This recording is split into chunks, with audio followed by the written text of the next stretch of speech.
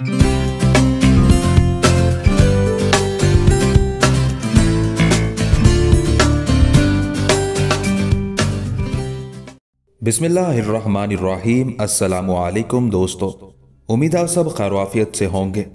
सुल्तान Shamsuddin Altamash part 6। हसीनो खूबसूरत एतमर के बाप निज़्ज़ा खान ने दहली में दुकान लेकर अपना कारोबार शुरू कर दिया था और उस कारोबार में एतमर का भाई बारबद अपने बाप की मदद करता था। एक रोज दोनों बाप बेटा घर में दाखिल हुए। जब वो दीवान खाने में बैठे तब करातीस और एतमर दोनों माँ बेटी भी दीवान खाने में आकर बैठ गईं।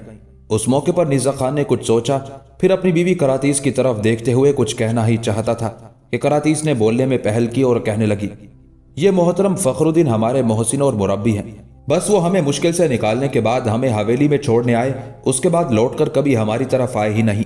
उस मौके पर हल्का सा तबस्सुम निज़्ज़ा खान के चेहरे पर नमूदार हुआ। कहने लगा, करातीस, अच्छा हुआ तूने ये मौजू खुद ही छेड़ दिया। मैं भी तुमसे, एतमर और बारबद से इसी मौजू पर गुफ्तगू करना चाहता था। दरअसल फखरुद्दीन सुल्तान शमसुद्दीन अल्तमश के साथ इन दिनों जालोर की मुहिम पर गया हुआ था। जाने से पहले उसने एक ख्वाहिश का इजहार किया था और उसका अभी तक मैंने तुम तीनों से जिक्र नहीं किया था। दरअसल वो ये ख्वाहिश रखता है कि एतमर को उसके निकाह में दे दिया जाए। करातीस, मैंने उसकी हवेली देख रखी है, साहिब सरवत है।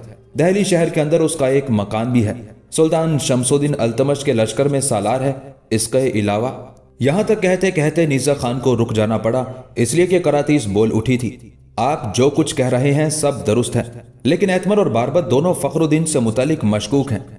क्या मतलब? जुस्तजू भरे अंदाज में निज़्ज़ा ने पूछ लिया था। इस पर करातीस कहने लगी, एतमर बल्कि बारबद का भी ये ख्याल है कि हमें मर्व शहर से निकालने वाला फखरुद्दीन नहीं कोई और था। इस पर निज़्ज़ा खान ने अपनी बेटी एतमर की तरफ देखा, फिर कहने लगा, बेटी, इसका शक तुम्हें कैसे हुआ? एतमर संभली, गला साफ किया, फिर कहने लगी, ऐ मेरे बाप, दहली शहर में दाखिल होने तक मामला बिल्कुल ठीक था। जिस वक्त हमें लाने वाला दहली के कुतुबुद्दीन ऐबक के कायम करदा शिफा खाने में दाखिल हुआ, उसके बाद जब वापस आया तो उसकी जात मेरे लिए मशकूक हुई, इसलिए कि जब उसने गुफ्तगू की तो उसकी आवाज पहले वाली नहीं कोई दूसरी थी। अब्बा, आप बुरा ना मानिएगा, जो शख्स हमें लेने के लिए गया था उसने अपने आनी खोद से अपना चेहरा ढांपा हुआ था, लेकिन उसकी आंखें दिखाई देती थी। फखरुद्दीन जब शिफा खाने से निकला तो वो आंखें उस शख्स की नहीं थी जो हमें जहन्नम से निकाल कर लाया था। उसके बाद फखरुद्दीन ने हमारी हवेली के सामने आकर अपने सर से खोद उतार दिया। अगर यहाँ आकर हमारे सामने खोद उतारना ही था तो फिर इस सारी मुहिम के दौरान सर पर खोद रखने से क्या हासिल, और इसमें क्या राज था बाबा? इसके अलावा मेरे और मेरे भाई बारबद के पास उस शख्स की एक निशानी भी है जो हमें मर्व से यहाँ लाया, जिसने हमारे लिए खतरात मोल लिए। क्या निशानी थी उसकी? निज़्ज़ा खान ने गौर से अपनी बेटी की तरफ देखते हुए पूछ लिया था। इस पर एतमर बोली और कहने लगी, बाबा, उसके बाएं बाजू पर गुलामी की मोहर थी, ऐसी मोहर जो मंगोल लगाते हैं। बाबा, उस रोज मैं, अम्मा और आप और भाई खरीदो फरोख्त के लिए बाजार गए थे तो मुझे और अम्मा को एक नौजवान मिला था। उसकी आंखें उन आंखों से मिलती थी जिन आंखों वाला नौजवान हमें मर्व से लाया था। पहले मैं और अम्मा ये ना जान सकी थी कि वो आंखें हमने कहाँ देख रखी हैं। हम दोनों माँ बेटी उसी मौजू पर सोचती रहीं। आखिर चंद दिन के बाद मैं और अम्मा ने यही फैसला किया कि ऐसी आंखें हमने उस शख्स की देखी थी जो हमें मंगोलों से बचाकर मर्व से यहाँ लाया था। इस पर निज़्ज़ा खान ने कुछ सोचा, फिर कहने लगा, बेटी, अगर हमारा मोहसिन फखरुद्दीन नहीं कोई और है तो बेटी सुन, हम तेरा निकाह तो उसके साथ नहीं कर रहे। वो इस सिलसिले में 2-3 बार मुझसे कह चुका है कि एतमर का हाथ उसे दे दिया जाए। बेटी, पहले मंगनी की रस्म अदा करते हैं, उसे कहते हैं कि अपने अहले खाना को लेकर आए, मंगनी की रस्म अदा करे और उसके कुछ अरसे बाद एतमर की रुखसती कर दी जाएगी। मंगनी के दौरान तुम दोनों बहन भाई को इजाजत होगी कि ये जान सको कि हम पर एहसान करने वाला फखरुद्दीन है या कोई और। बच्चे, हम ना उसके दबेल हैं ना गुलाम। अगर वो हमसे धोखा और फरेब कर रहा है तो फिर हम उसके धोखे और फरेब में नहीं आएंगे, बल्कि अपने उस मोहसिन और अपने उस मुरब्बी को तलाश करेंगे जो तुम तीनों माँ बेटी और बेटे को बाहिफाजत मर्व से यहाँ लेकर आया था। निज़्ज़ा खान की उस तजवीज़ से एतमर और बारबद ही नहीं, करातीस ने भी इत्तेफाक किया था। फिर निज़्ज़ा खान कहने लगा, अब मैं दूसरी खबर तुम दोनों माँ बेटी से कहता हूँ। जालोर के राजा के खिलाफ शानदार फतह हासिल करने के बाद कल सुल्तान अपने लश्कर के साथ दहली शहर में दाखिल होगा। सारे लोग इस फतह की खुशी में लश्कर का इस्तकबाल करेंगे, लिहाजा हम भी इस्तकबाल के लिए जाएंगे। करातीस, एतमर और बारबद ने इस पर खुशी का इजहार किया था। उसके बाद करातीस और एतमर दोनों माँ बेटी ने वहीं खाना लगाया और सब बैठकर खाना खाने लगे थे। जालौर के राजा उड़ीसा के साथ सुल्तान शमसुद्दीन अल्तमश की पहली लश्करकशी और पहली ही शानदार फतह थी। इस बिना पर सुल्तान अल्तमश अपने लश्कर के साथ दहली में दाखिल हुआ तो दहली के लोगों ने शानदार अंदाज में सुल्तान और लश्कर का इस्तकबाल किया। गली कूचों को सजाया गया था। शाहराहों के किनारे, मकानों की छतों और बालकोनियों तक में लोग खड़े फूल पत्तियां निछावर करते जा रहे थे। उस मौके पर एक तरफ निज़ा खान, करातीस, एतमर और बारबत भी खड़े हुए थे। उनसे थोड़ा ही आगे जमालुद्दीन, उसकी बीवी अस्मा, दोनों बेटियां लबाना और रेयान और बेटा कदर खान लश्कर के इस्तकबाल के लिए खड़े हुए थे। कजला खान चूंकि अब सुल्तान के हरावल लश्कर का सालार आला था, चुनाचे सुल्तान के मुहाफिज दस्तों के पीछे हरावल लश्कर ही शहर में दाखिल हुआ था। उस मुकदमतुल जैश के आगे सालार की हैसियत से कजला खान था। उसके पीछे कुछ दूसरे सालारों के अलावा फखरुद्दीन भी था। पीछे लश्करी आते जा रहे थे। अचानक एतमर की निगाह कजला खान पर पड़ी और अपनी माँ करातीस को मुखातिब करके कहने लगी, माँ, उस नौजवान को गौर से देखो जो सुल्तान के पीछे आने वाले लश्कर के आगे आगे है। अम्मा, यही वो आंखें हैं जिन्होंने उस नौजवान की जात से हमें मशकूक कर दिया है। अम्मा, जिस वक्त मैं, आप, अब्बा और भाई घर का सौदा सुलभ खरीदने के लिए बाजार गए थे और हमने उसकी आंखों से मुतासिर होकर बातचीत की थी और मैं उसके पीछे दुकान से बाहर आई थी, उस वक्त उसने मुझसे एक जुमला कहा था। अम्मा, उसने कहा था कि वो इस शहर में अजनबी है। पर आज देखो अम्मा, उसने जो कलगी और तुर्रा वाली नमदे की टोपी पहन रखी है वो इस बात की निशानदही करती है कि जो लश्कर उसके पीछे आ रहा है वो उसका सालार और कमानदार है। अम्मा, फखरुद्दीन जिसका दावा है कि उसने हमें मर्व से दहली पहुंचाया वो इस नौउमर नौजवान के पीछे पीछे आ रहा है। इसका मतलब है फखरुद्दीन उसके तहत मुकदमतुल जैश में है। एतमर के अल्फाज निज़ा खान और बारबत ने भी सुन लिए थे। चुनाचे वो दोनों बाप बेटा भी बड़े गौर से कजला खान की तरफ देखने लगे थे। यहां तक कि कजला का घोड़ा आगे निकल गया। जब वो थोड़ा सा आगे गया तो आगे शाहरा के किनारे जमालुद्दीन, अस्मा, लबाना, रेयान और कदर खान खड़े हुए थे। जो ही उन्होंने भी कजला खान को इस हालत में देखा तो जमालुद्दीन अपनी दोनों बेटियों, बेटे और बीवी को मुखातिब करके कहने लगा, ये सुल्तान के पीछे जो लश्कर आ रहा है, इसकी जो कमानदारी कर रहा है, ये तो कजला खान है, वही जिसने रेयान को हाथी से बचाया था और जिसने हमारे बच्चों की तैगजनी और दूसरे हरबो ज़रब के फनून में तरबियत की जिम्मेदारी कबूल की है। हैरत की बात है कि इसने तो ये तासुर दिया था कि वो एक आम लश्करी की हैसियत से सुल्तान शमसुद्दीन अल्तमश के लश्कर में दाखिल हुआ है, जबकि मैं देखता हूं कि उसकी टोपी की कलगी और तुर्रा ये जाहिर करते हैं कि जो लश्कर उसके पीछे पीछे आ रहा है वह उसका सालार और कमानदार है। ये सूरत हाल देखते हुए रेयान, लबाना और कदर खान की खुशी की कोई इंतहा न थी। चुनाचे तीनों बहन भाई हरकत में आए और जोरदार अंदाज में फूल पत्तियां कजला खान पर निछावर करने लगे थे। उस मौके पर निज़ा खान, एतमर, करातीस और बारबत ने कजला खान से मुतालिक जानने की कोशिश की, लेकिन एक तो लोगों का बड़ा हजूम हो रहा था, दूसरे लश्कर बड़ी तेजी से आगे निकल गया था, लिहाजा वो कजला खान से मुतालिक कुछ ना जान सके। इस तरह लश्कर का इस्तकबाल करने के बाद लोग अपने अपने घरों को हो लिए थे। उस वाक़े के कोई एक हफ्ते बाद निज़ा खान और बारबत दोनों बाप बेटा अपनी दुकान बंद करके जल्द घर लौट आए। उनके इस तरह सवेरे आने पर करातीस और एतमर दोनों परेशान हो गई थी। यहां तक कि करातीस ने पूछ लिया, खैरियत तो है? आप दोनों बाप बेटा बहुत सवेरे आ गए हैं। इस पर निज़ा खान कहने लगा, तुम्हारा कहना दुरुस्त है। आज फखरुद्दीन और उसके अहले खाना एतमर के साथ मंगनी की रस्म अदा करने के लिए हमारे घर आएंगे। 2 दिन पहले बात हुई थी लेकिन वक्त तय नहीं हुआ था।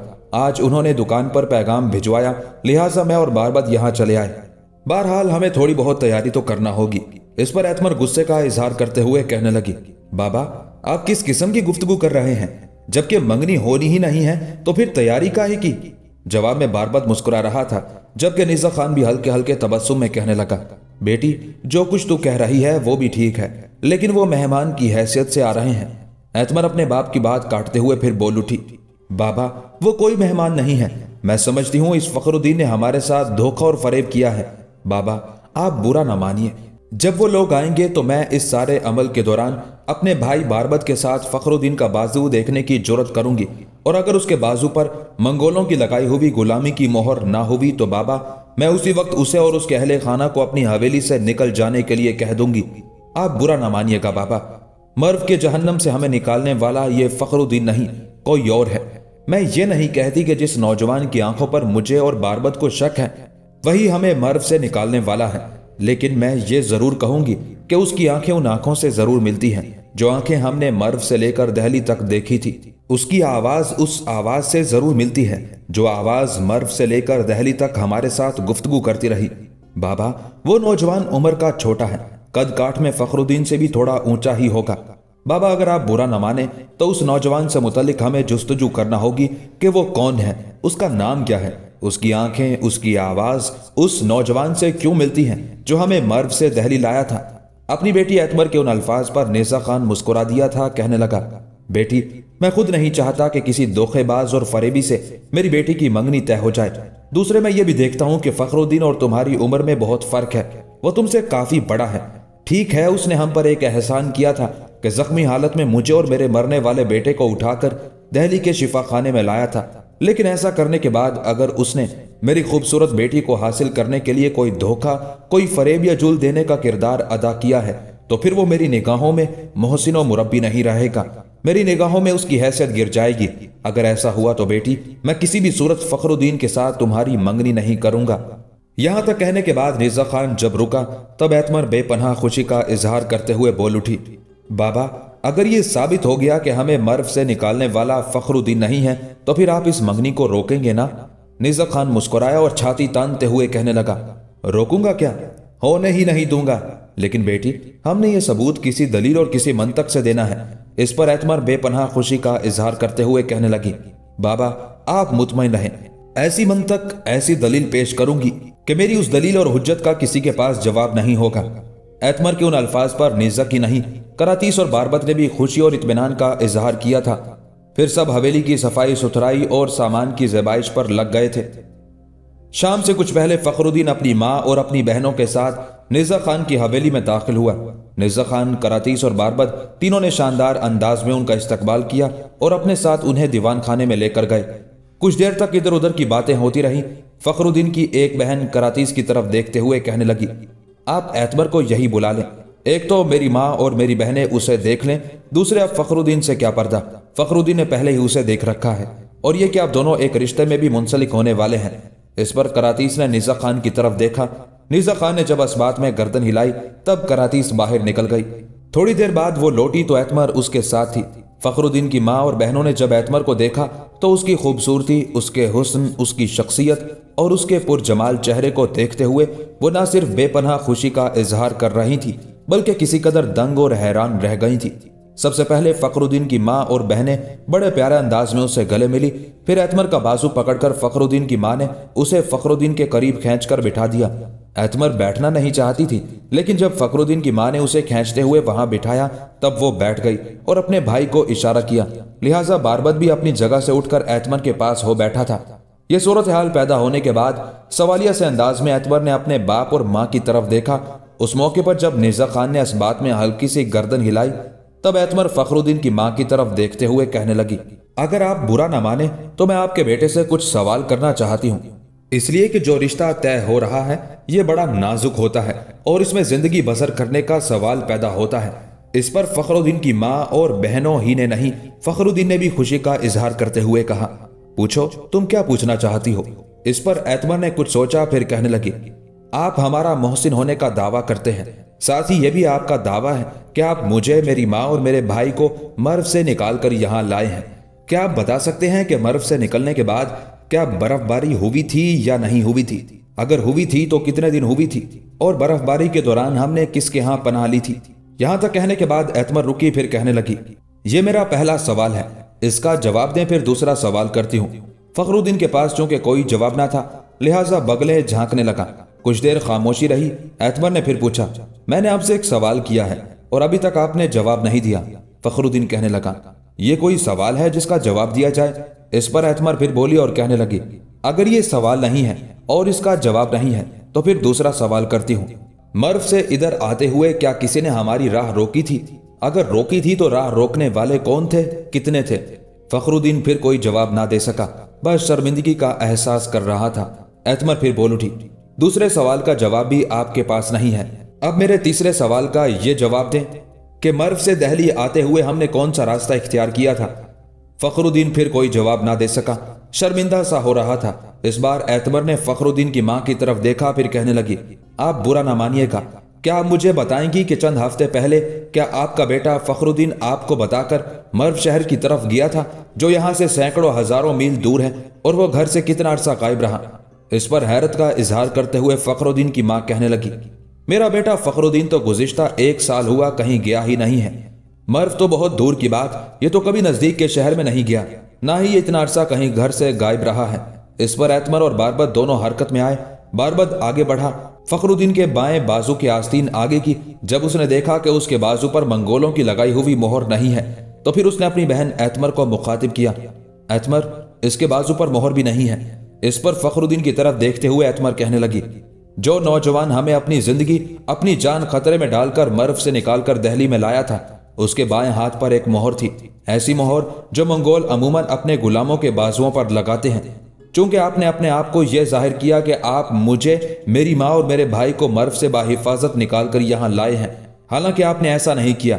चुनाचे आपने हमें धोखा दिया है, हमारे साथ फरेब किया है, और जो धोखा देने वाला हो, फरेब से काम लेने वाला हो, उससे मैं किसी भी सूरत रिश्ता तय करने के लिए तैयार नहीं हूँ। आप लोग अभी इसी वक्त उठें और हमारी हवेली से चले जाएं। फखरुद्दीन की माँ और उसकी बहनें चूंकि किसी हद तक हकीकत को समझ गई थी, लिहाजा खामोश और परेशान थी। फखरुद्दीन ने उस मौके पर सवालिया से अंदाज में एतमर के बाप निज़क खान की तरफ देखा, फिर कुछ कहना चाहता था कि निज़क ने बोलने में पहल की। फखरुद्दीन, आखिरी फैसला मेरी बेटी ही का होना है, और मेरी बेटी अपना फैसला दे चुकी है। यह मंगनी नहीं हो सकती फखरुद्दीन। मैं उम्मीद भी नहीं कर सकता था कि तुम हमें इस तरह धोखा और यूं हमारे साथ फरेब दही से काम लोगे। मेरी बेटी चूंकि तुम लोगों को जाने के लिए कह चुकी है, लिहाजा तुम लोग जा सकते हो। इस पर फखरुद्दीन बेपनाह गुस्से का इजहार करते हुए कहने लगा, आप लोगों ने घर बुलाकर मेरी बेइज्जती, मेरी इहानत की है, और इसका खमियाजा आप लोगों को भुगतना पड़ेगा। उसके साथ ही फखरुद्दीन अपनी माँ और बहनों को लेकर हवेली से निकल गया था। उसके जाने के बाद कुछ देर तक घर में उदास खामोशी और गहरा सकूत तारी रहा। दीवान खाने में सब चुप बैठे रहे, यहां तक कि करातीस निज़्ज़ा खान की तरफ देखते हुए कहने लगी, फखरुद्दीन जो धमकी देकर गया है, मुझे डर लगता है कि यह कहीं नुकसान न पहुंचाए। एतमर बाहर निकले तो कहीं उसे अपने आदमियों के जरिए उठा ले जाने की कोशिश न करे, या बारबत ही कहीं बाहर जाए तो उसे नुकसान न पहुंचाए। करातीस के उन अल्फाज पर निज़्ज़ा खान गहरी सोचों में डूब गया था। यहां तक कि बारबत बोल उठा, माँ, इस फखरुद्दीन की ऐसी तैसी, ये धोखाबाज है, फरेबी है, इसने हमारे साथ चालबाजी की है। हमें मर्व के जहन्नम से निकालने वाला ये नहीं कोई और है। बाबा, हमें उसकी तलाश करनी चाहिए। वो हमारे लिए बड़ा मेहरबान, बड़ा सूदमंद साबित होगा, और यह भी मुमकिन है जब वो हमें मिल जाए और हकीकत हाल हम पर खुल जाए तो वही फखरुद्दीन के सामने हमारे लिए ढाल और हमारे लिए तहफ़्फ़ुज़ का सामान बन जाए। बाबा, जो नौजवान मुझे, मेरी बहन, मेरी माँ को मर्व की तरफ से ला सकता है, वो यहाँ दहली में भी हमारी हिफाजत कर सकता है। बाबा, उसने जो सफर के दौरान हमारे साथ कयाम करते हुए अपने आहनी खोद से अपने चेहरे को ढांप कर रखा, तो उसके पीछे भी कोई राज था। उस राज से यकीनन ये फखरुद्दीन भी वाकिफ होगा। मेरा दिल कहता है कि जिस नौजवान ने मुझे, मेरी माँ और मेरी बहन को खतरात और मौत के मुंह से निकाला, वो भी यहीं कहीं दहली में रहता होगा, और हमें तलाश करना चाहिए। अब्बा, वो अगर हमें मिल जाए तो मैं ख्याल करता हूँ फखरुद्दीन हमारा कुछ नहीं बिगाड़ पाएगा। यहां तक कहने के बाद बारबत जब खामोश हुआ, तब इस बार एतमर बड़े एतमाद और हौसले का मुजाहरा करते हुए कहने लगी, बाबा, इस फखरुद्दीन की ऐसी तैसी, यह हमें धमकी देकर गया है, यह हमारा क्या बिगाड़ेगा। बाबा, अगर इसने हमारे खिलाफ पर पुर्जे निकालने की कोशिश की तो हम इसकी शिकायत लेकर सीधे सुल्तान के पास या सुल्तान के दस्ते रास्त इज़ुद्दीन के पास पहुंचेंगे। फिर देखेंगे कि कैसे हमारे खिलाफ कोई कार्रवाई करता है। अगर सुल्तान या इज़ुद्दीन दोनों में से किसी से भी हमारी मुलाकात ना हो पाई तो अब्बा, दहली के काजी तो कहीं नहीं गए, उनसे जाकर हम इस फखरुद्दीन की शिकायत करेंगे। फिर देखिएगा कि इस फखरुद्दीन के कारनामों और इसकी धमकियों का क्या हशर नशर होता है। बाबा, बारबत का कहना ठीक है, हमें उस नौजवान को तलाश करना चाहिए जो हमें मर्व से निकाल कर लाया था। बाबा, मर्व से लाने वाला हमें फखरुद्दीन नहीं है। आपके सामने मैंने उससे जितने सवाल किए, उन सवालों में से उसने किसी एक का भी जवाब नहीं दिया। बाबा, जिस रोज मैं और बारबत ने उस नौजवान को तलाश कर लिया जो हमें लेकर आया था, उसे पकड़कर हम आपके पास लाएंगे, यही सवाल उससे करेंगे। फिर देखिएगा वो इन सवालों का कैसा माकूल और सही जवाब देता है। जब तक एतमर बोलती रही, निज़क उसकी तरफ देखते हुए मुस्कुराता रहा। फिर कहने लगा, मेरे बच्चे, फखरुद्दीन से मुतालिक तुम्हें परेशान और फिक्रमंद होने की जरूरत नहीं है। तुम दोनों बहन भाई मामूल के मुताबिक अपने काम करते रहो। ये खाली खोली एक धमकी है, और अगर फखरुद्दीन ने कुछ करने की कोशिश की तो नुकसान उठाएगा। मेरे ख्याल में उसके साथ जो उसकी बहनें और माँ आई थी, वो भी जाकर उसे समझाएंगी कि उसने ऐसे लोगों के साथ क्यों धोखा और फरेब किया। बहरहाल मेरे बच्चों, बिल्कुल पुरसकून हो जाओ, फिक्रमंद होने की जरूरत नहीं है। फखरुद्दीन से हम निमट लेंगे। उस मौके पर एतमर ने बड़े गौर से अपने बाप निज़्ज़ा खान की तरफ देखा, फिर कहने लगी, बाबा, अगर आप इजाजत दें तो मैं और बारबत या मैं और अम्मा उस नौजवान से एक बार मिल लें जिस पर हमें शक है कि उसकी आंखें उस नौजवान से मिलती हैं जो हमें मर्व से लेकर आया था। बाबा, मेरा दिल कहता है जिस नौजवान की मैंने आंखें देखी थी वो वही नौजवान है जो हमारा मोहसिन है। बाबा, मेरी आंखें धोखा नहीं खा सकती। को उसने अपने चेहरे पर खुद का नकाब डाला हुआ था। मैं उसे चेहरे से तो नहीं पहचान सकती, लेकिन बाबा, मर्व से लेकर दहली तक उसके साथ गुफ्तगू करते या उसकी तरफ देखते हुए मैंने कई बार उसकी आंखों का जायजा लिया था और उस नौजवान को जिसे मैं और मेरी माँ ने दहली के बाजार में देखा था उसकी आंखें बिल्कुल उस नौजवान जैसी हैं। बाबा, अगर वो नौजवान कहीं मुझे, बारबत या अम्मा को मिल जाए तो क्या आपकी तरफ से इजाजत है कि अपने सुकून, अपनी दिलजोई की खातिर हम उससे गुफ्तगू कर सकते हैं? एतमर के उन अल्फाज पर निज़ा खान मुस्कुराया और कहने लगा, एतमर मेरी बच्ची, तू किस किस्म की गुफ्तगू कर रही है? अगर तुम उस नौजवान को तलाश कर लो जो तुम्हें तुम्हारी माँ और तुम्हारे भाई को मर्व से लाया था तो तुम्हें तुम्हारे भाई या तुम्हारी माँ को सिर्फ उससे मिलने की इजाजत ही नहीं है बच्चे, तुम उसे पकड़कर अपने यहाँ लाओ। अगर वो मिल जाए तो दुनिया में वो हमारा सबसे बड़ा मोहसिन होगा। अगर तुम उसे अपनी हवेली में लेकर आओ तो फिर मैं उससे जानूंगा कि तुम तीनों को दहली की तरफ लाते हुए आखिर उसने अपने चेहरे पर अपने खुद का नकाब क्यों डाल रखा था। मेरी बच्ची, इस मौके पर मैं तुमसे यह भी कहूंगा कि अगर तुम, तुम्हारी माँ या बारबत उस नौजवान को तलाश करने में कामयाब हो जाओ तो उसे हवेली में लेकर आना। फिर मेरे सामने उससे यही सवाल करना जो तुमने फखरुद्दीन से किए हैं। फिर मैं देखूंगा वो नौजवान इन सवालों का क्या जवाब देता है। निज़ा खान की उस गुफ्तगू से जहां एतमर मुस्कुरा रही थी वहां करातीस और बारबत की भी खुशी की कोई इंतहा न थी। फिर निज़ा खान के कहने पर करातीस और एतमर दोनों माँ बेटी खाना लगाने लगी थी। एक रोज जमालुद्दीन, उसका बेटा कदर खान, बीवी अस्मा, दोनों बेटियां रयान और लबाना दीवान खाने में बैठे किसी मौजू पर गुफ्तगू कर रहे थे कि हवेली के दरवाजे पर दस्तक हुई। इस पर कदर खान अपनी जगह से उठा और अपने बाप जमालुद्दीन की तरफ देखते हुए कहने लगा, बाबा, मैं देखता हूं कौन है। उसके साथ ही कदर खान दीवान खाने से निकलकर हवेली के सदर दरवाजे की तरफ गया। जब उसने बड़े फाटक के अंदर जो छोटा दरवाजा था वो खोला तो उसने देखा सामने कजलक खान खड़ा था। कजलक खान को वहां खड़ा देखकर कदर खान की खुशी की कोई इंतहा न थी। पहले कजलक खान का हाथ पकड़कर उसे हवेली के अंदर लाया, दरवाजा बंद किया। फिर कजलक खान उसे गले मिला, फिर शिकवा भरी आवाज में कहने लगा, भाई, आप तो बिल्कुल ही गायब हो गए। इतने दिन से आपने हमारी तरफ कोई चक्कर ही नहीं लगाया। लगता है आप हमें भूलकर फरामोश कर बैठे। कदर खान के उन अल्फाज का जवाब कजलक खान देना ही चाहता था कि दीवान खाने से उसके बाप जमालुद्दीन की आवाज आई, कदर खान, कहां खो गए हो? मेरे बेटे दरवाजे पर ही खड़े होकर किससे गुफ्तगू करने लगे हो? इस पर बेपनाह खुशी का इजहार करते हुए कदर खान बुलंद आवाज में कहने लगा, बाबा, आप दीवान खाने से तो बाहर निकलें, फिर आप खुद ही जान जाएंगे कि कौन आया है और मैं किससे हंसी खुशी गुफ्तगू कर रहा हूं। कदर खान के अल्फाज अदा करने थे कि दीवान खाने से जमालुद्दीन, उसकी बीवी अस्मा, दोनों बेटियां रयान और लबाना बाहर निकल आईं। और जब उन सब ने कजलक खान को कदर खान के साथ खड़े देखा तो उन सब की खुशी की कोई इंतहा न थी। सबसे पहले जमालुद्दीन तेज तेज कदम उठाता हुआ आगे बढ़ा, गले लगाकर कजलक खान से मिला, फिर उसे मुखातिब करके कहने लगा, बच्चे, ये भी तुमने खूब किया हमारे साथ। वादा किया कि तुम हमारे यहाँ रोज आते जाते रहोगे, लेकिन लगता है तुम भूल गए हो। इस पर कजलक खान कहने लगा, मैं अपना वादा तो भूलने वाला नहीं हूं, क्योंकि मैं सुल्तान के लश्कर में शामिल हो चुका हूं। मेरी कुछ मसरूफियात हैं, इस बिना पर आप जानते हैं मैं रोज तो आपके यहाँ नहीं आ सकता, और जब मैं किसी मुहिम पर होऊंगा तो फिर तो मैं हफ्तों और महीनों तक भी आपके यहाँ आने से रहा। कजलक खान जब खामोश हुआ तब पहली बार रयान बड़े प्यार और मोहब्बत में उसकी तरफ देखते हुए शिकवों भरी आवाज में कहने लगी, हम सबको आपसे एक शिकायत और गिला भी है। इस पर कजलक खान तफक्कुरात का इजहार करते हुए कहने लगा, आप लोगों को अगर मुझसे कोई गिला या शिकवा है तो मैं समझता हूं कि यह मेरी बदकिस्मती है। इस पर रयान कजलक खान के उन अल्फाज पर चौंकी थी, बड़ी फिक्रमंदी में कहने लगी, ऐसी कोई बात नहीं है, बहरहाल एक छोटी सी शिकायत आपसे जरूर है। कैसी शिकायत? इस बार रयान की तरफ गौर से देखते हुए कजलक खान ने पूछ लिया था।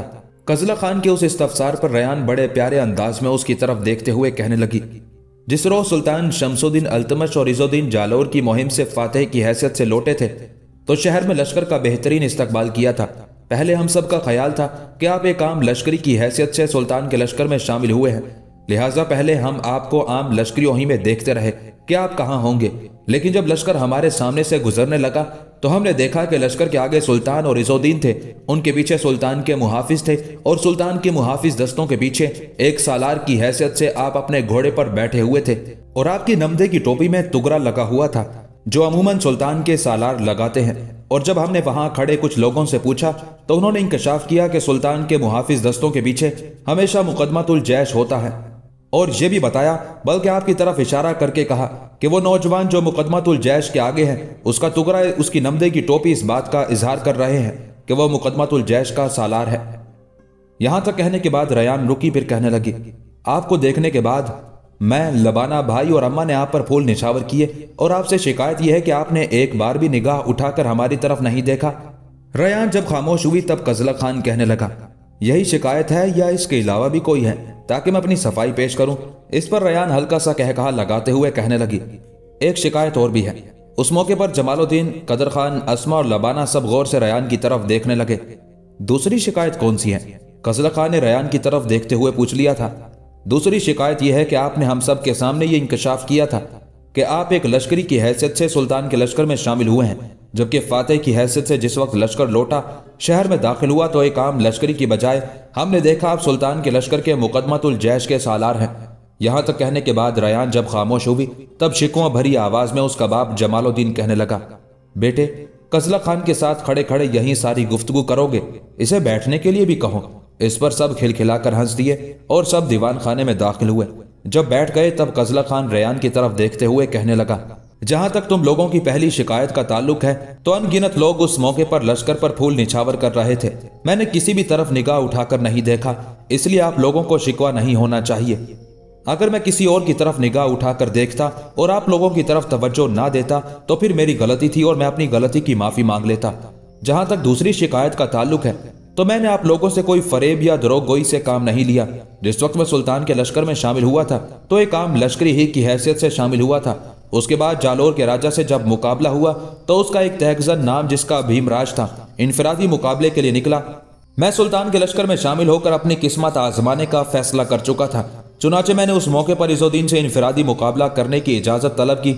इज़ुद्दीन ने जब मुझे इजाजत दी तब मैं इनफरादी मुकाबले के लिए मैदान में उतरा और जालौर के राजा उड़ीसा के तहगजन को जब मैंने जेर करके उसका काम तमाम कर दिया तब मेरी उस कारगुजारी पर इज़ुद्दीन और सुल्तान बेहद खुश हुए।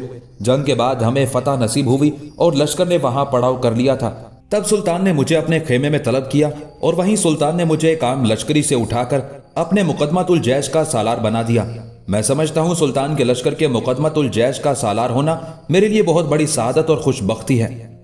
कजला खान जब खामोश हुआ तब जमालुद्दीन बोला और अपनी बेटी रयान की तरफ देखते हुए कहने लगा, बेटी, कजला खान को यूं ही बातों में मसरूफ रखोगी या इसकी कोई तवाज़ो का भी सामान करोगी?